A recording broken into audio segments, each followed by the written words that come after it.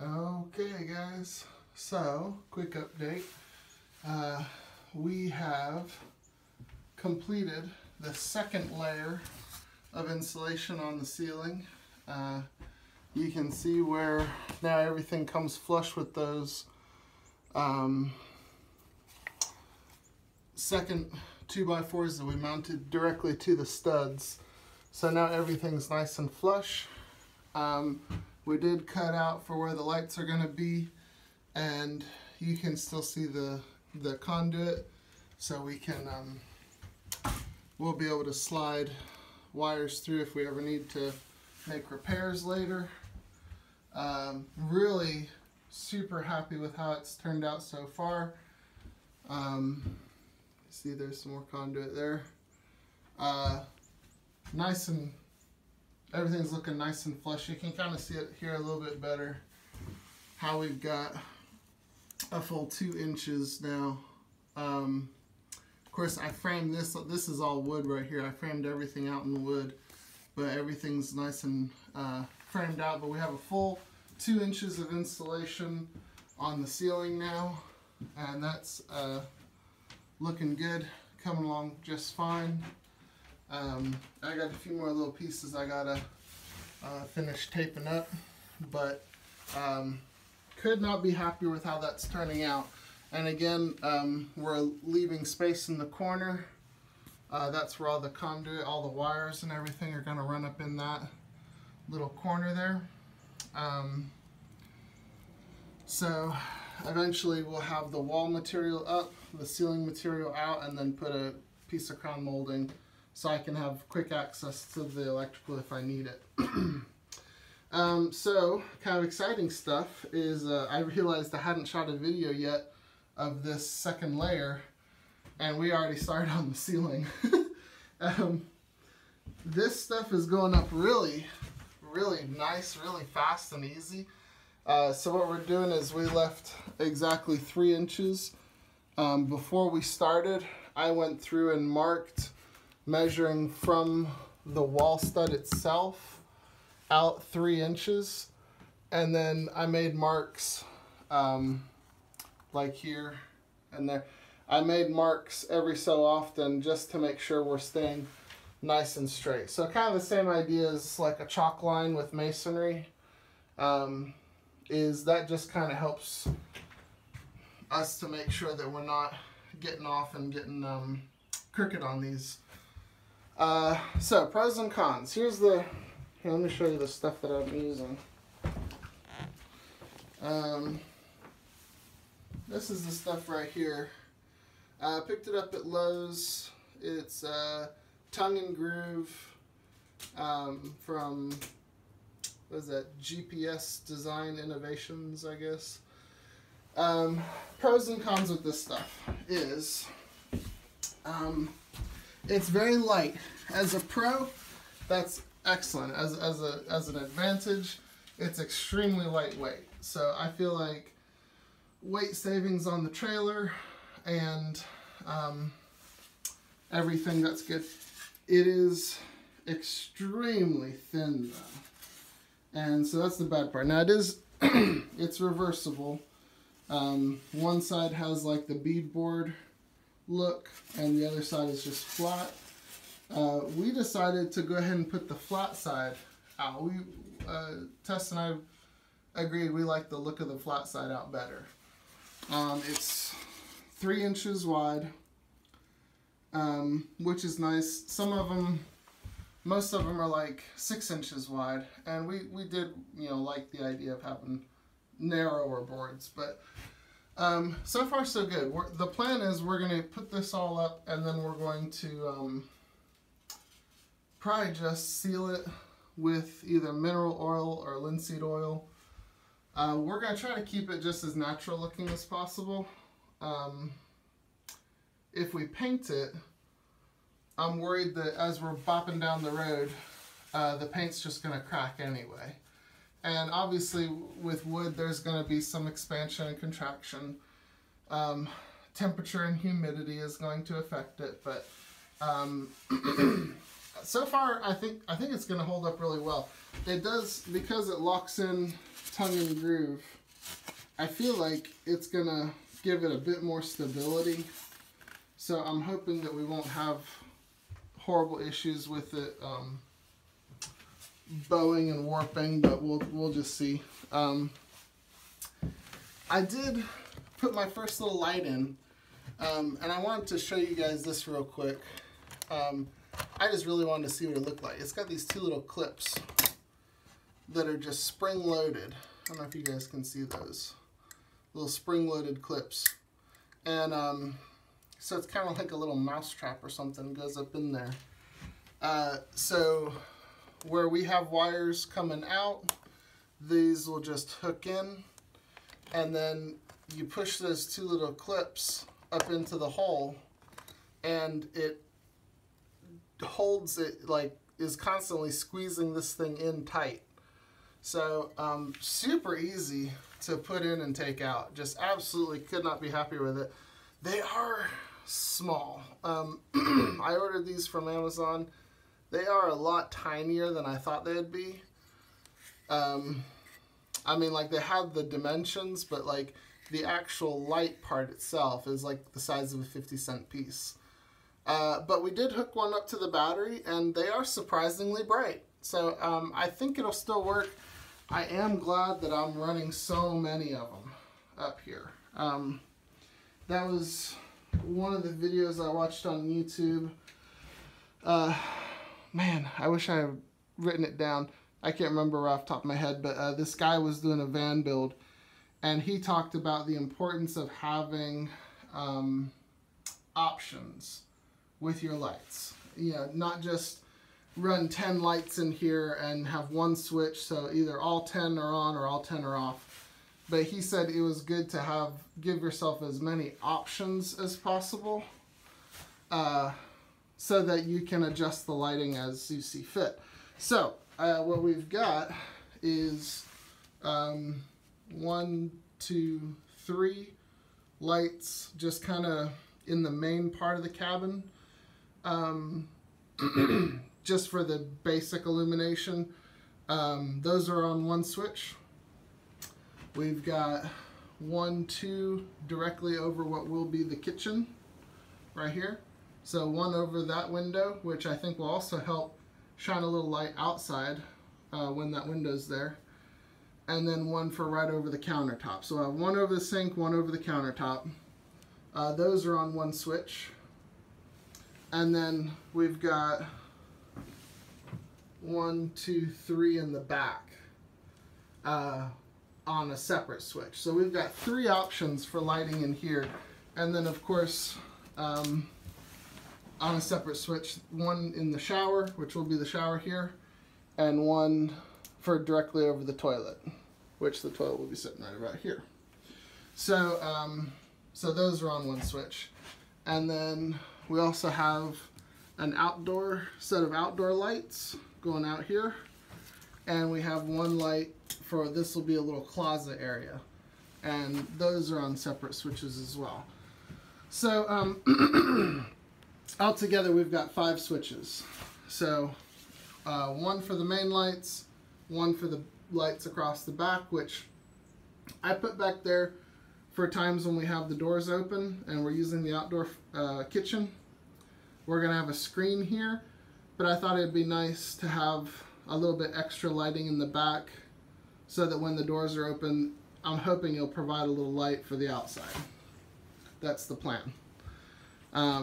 But certainly if we wanted to make it nice and bright in here, we could turn all these on. It would be 1, 2, 3, 4, 5, 6, 7, 8 lights just in this main space. 2 in the bathroom and 1 in the closet.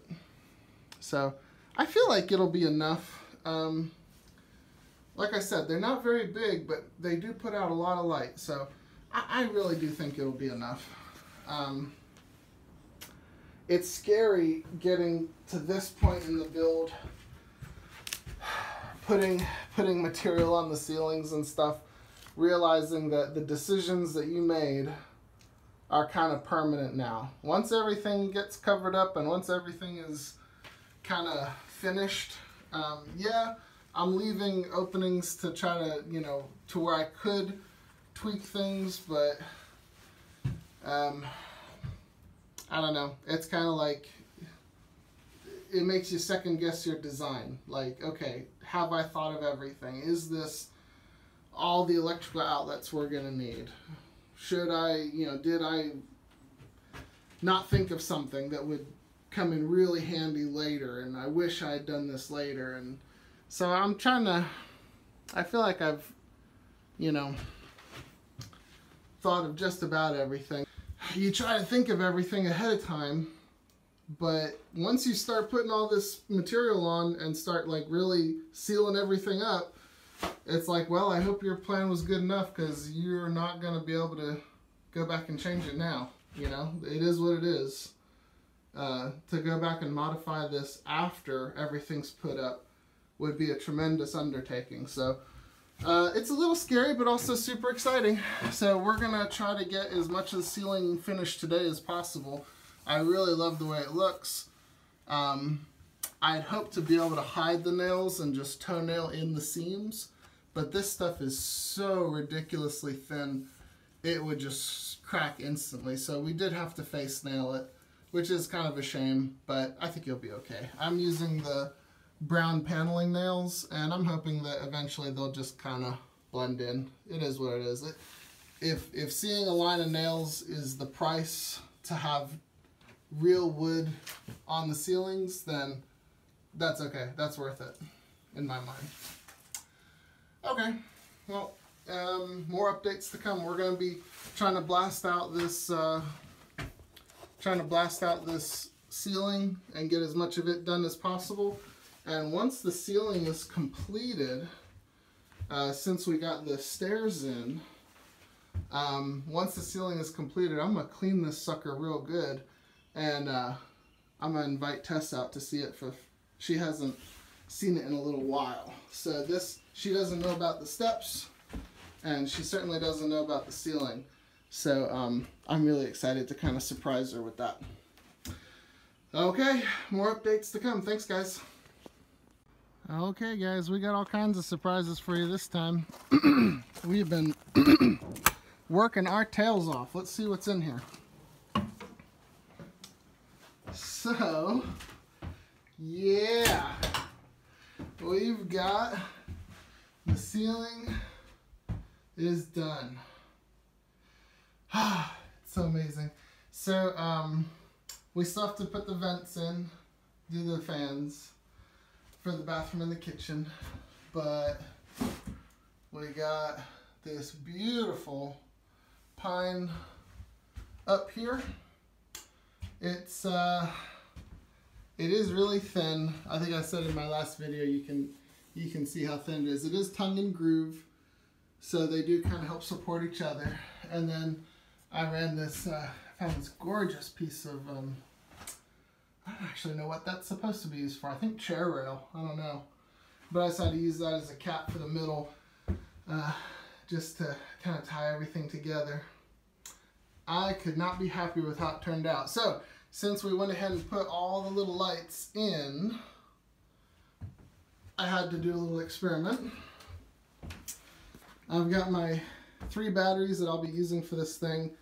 I'll do another video with these, but they're 115 amp hour batteries. I've got my Genius charger / tender hooked up on them, and I'll be hard mounting that into the trailer for use all the time. Like if no one's using the camper, I'll have it plugged up. I'm gonna put a hard mount. What am I trying to say? I'm gonna put a port there and keep this thing. Anytime we're just sitting, I can just run extension cord to it and just keep it plugged up. It should keep the batteries nice and happy. I'll talk more about these batteries later. Anyway, here's my experiment. This is the positive and the negative that are running all the way up through here, down the conduit, and to this switch. So they come in on this end. There's my positive and negative. I did run a little bit bigger wire for them, but that's what powers this whole switch assembly. And then each one of these cords coming in goes to a different set of lights. So like, let's take this middle one. That's for the kitchen lights. So click that on. Ta-da! They're actually nice and bright. I'm very impressed with them. I think they're perfect. They're the soft white. They're not blue at all. Have a really nice light to them. These here, this one says center lights. Flip those on.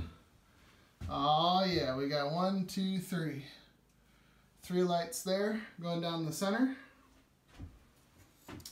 This next one says the rear lights. Click that one on. And there's our 3 in the back. I did have to mount that one in the center a little closer to that board than I would have liked. But it was, yeah, it's functional. I think it looks alright. It'll probably drive me crazy 5 years from now, but for right now, it's functional. I think it looks good. And it'll give us plenty of light when we open up the doors. And last but not least is the closet light. Now, there's no closet there yet, but there is going to eventually be a little door, a little wall right there that we're going to make just wide enough to put a couple of, a pair of shoes and hang some coats in. But there it goes. So we got a little light for the closet. And then the last one is the outdoor lights. I don't have this one hooked up yet. That's going to go right there. I don't have it hooked up yet. But, yeah, we have lights. Oh my gosh. Now, obviously, this is not going to be the way I'm going to keep it hooked up all the time. I've got all kinds of wires back here. I got to bring all these together into a big fuse block. And I'm going to put a breaker box back there and all kinds of stuff. But in the meantime, look at all of this illumination we got going on in here. That's what I'm talking about. It's really nice. Now, this little guy right here is a super powerful 500 watt halogen bulb. So with that out, right now there is no other light in here except for these lights. And I think it's actually a nice light. I really do. I think it's not overpoweringly bright in here. Definitely bright enough to see what you're doing. And we also have a couple little extra lights that are going in over by our beds. So if we want a little light to read a book or something like that, we'll have lights in over there. But I really like them. I think they're just perfect for the space that we're in. And I like that I have options. If I want it darker in here, I can cut back on some of the other lights. But I'm really just super happy. Could not be happier with how this all turned out. And it's nice and bright in here. I don't think it's not overpowering. I think it's just perfect. I love how the ceiling turned out. Man, it was a lot of work, but no regrets. I just love the way it looks. We are going to be sealing it with some oil, either like some linseed oil or some mineral oil. Man, it's amazing how much of a difference the ceiling makes. Oh my gosh.